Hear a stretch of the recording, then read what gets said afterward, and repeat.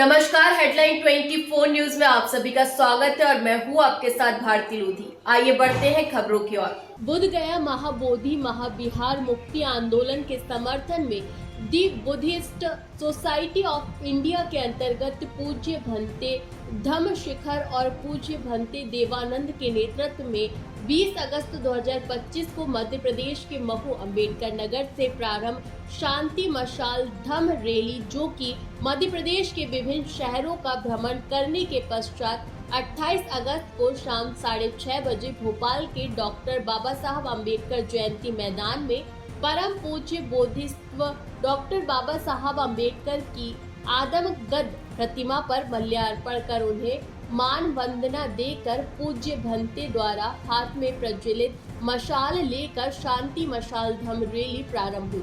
यह rally second stop होते हुए करुणा बुद्ध विहार में पहुंची।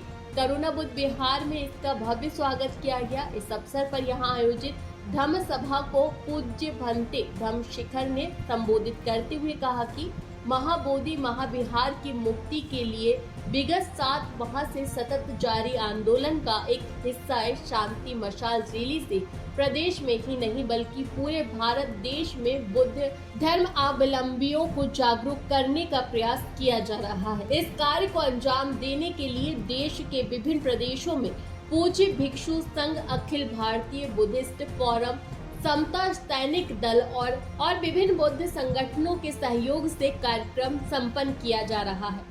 महाबोधि महाविहार की मुक्ति एक जायज मांग है और बौद्ध धर्म अवलंबियों का अस्तित्व सवाल है। जब सभी धर्मपंथियों के उनके पूजा स्थल उन्हीं के अधीन है, तो बौद्धों के पवित्र और सबसे महत्वपूर्ण पूजा स्थल गैर बौद्धों के अधीन क्यों है?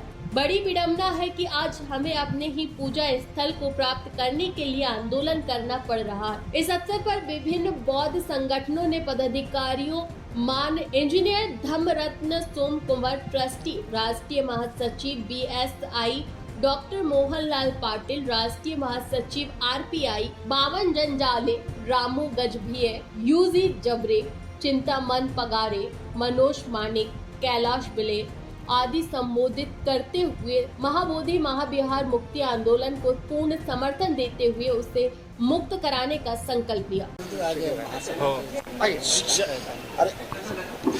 हमने यह जो यात्रा है यह महू से प्रारंभ की, भीम जन्मभूमि महू से, और लगभग काफ़ी सारे शहरों को, जैसे इंदौर हो गया, उज्जैन हो गया, देवास हो गया, फिर शिवपुरी हो गया, उसके बाद में ग्वालियर हो गया, डबरा हो गया और मुरैना हो गया, सागर हो गया, झांसी, और भी वहाँ से फिर भोपाल में आए सांची होकर।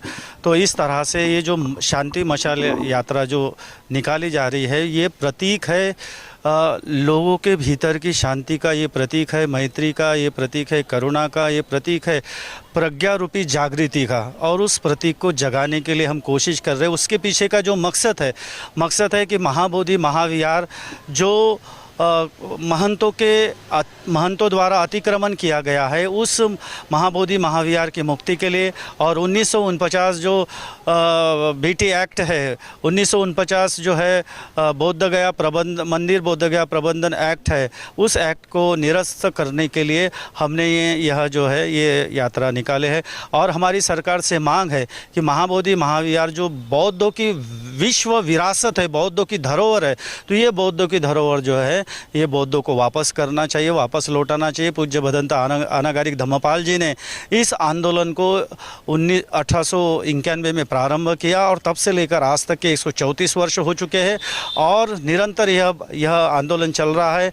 ऑल इंडिया बुद्धिस्ट फोरम के माध्यम से ये आंदोलन चल रहा है और पूरे देश भर में मशाल यात्राएँ चल रही है। और उसके समर्थन में महाबोधि महाविहार मुक्ति आंदोलन समिति के माध्यम से मध्य प्रदेश के तमाम जो बौद्ध अनुयायी हैं, तमाम जो बौद्ध संगठनाएँ हैं, भारतीय बौद्ध महासभा हो और भी समता सैनिक दल हो और भी जो अन्य जो समितियां हैं, ये सारी की सारी समितियां मिलकर भिक्षु संघ के साथ में मिलकर ये महाबोधि महाविहार मुक्ति आंदोलन के लिए ये मशाल यात्रा का प्रारंभ किया गया। आज भोपाल के करुणा बुद्ध विहार में हम आए हैं और यहाँ पर अभी पूजा वंदना हो चुकी है और अभी हम सभी जो भिक्षु संघ है, ये सभी जो उपासक उपासिका है, इनको मार्गदर्शन करने वाले हैं।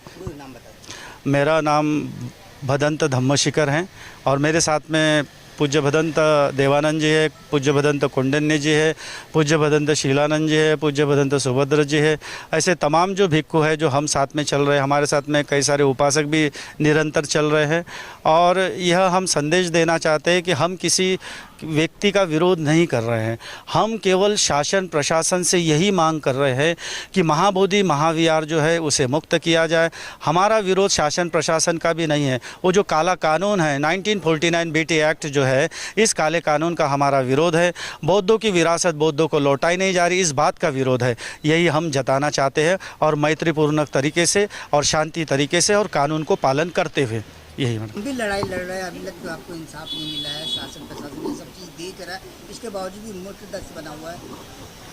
हमें तो लगता है कि एक दिन हमें हमारा न्याय जरूर मिलेगा, क्योंकि पूजनीय भदंत अनागारिक धम्मपाल जी जिस वक्त महाराष्ट्र में आए थे, महाराष्ट्र आने के बाद उन्होंने जैसे ही मतलब प्रचार और प्रसार चालू किया, उन्होंने हमें धम्म सबसे ज़्यादा बतलाया है। उसके बाद परम पूजनीय बोधिसत्व डॉक्टर बाबा साहब आम्बेडकर ने जो हमें धम्म दिखलाया है, वही धम्म की लड़ाई हम पूजनीय भदंत धम्मशिखर जी जो कि बालाघाट से बिलोंग करते, उन्हीं के साथ, और लामा जी, आकाश लामा जी है, उन्हीं के साथ हम ये संघर्ष आगे बढ़ा रहे हैं। जब तक हमें हमारा न्याय नहीं मिल जाता तब तक महाबोधि महाबुद्ध विहार के लिए हम संघर्ष जारी रखेंगे।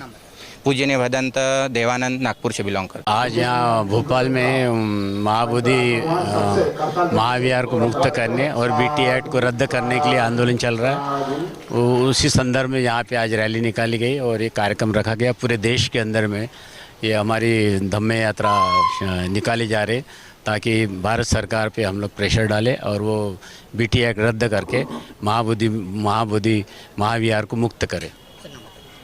डॉक्टर मोहनलाल पाटिल, राष्ट्रीय महासचिव आरपीए।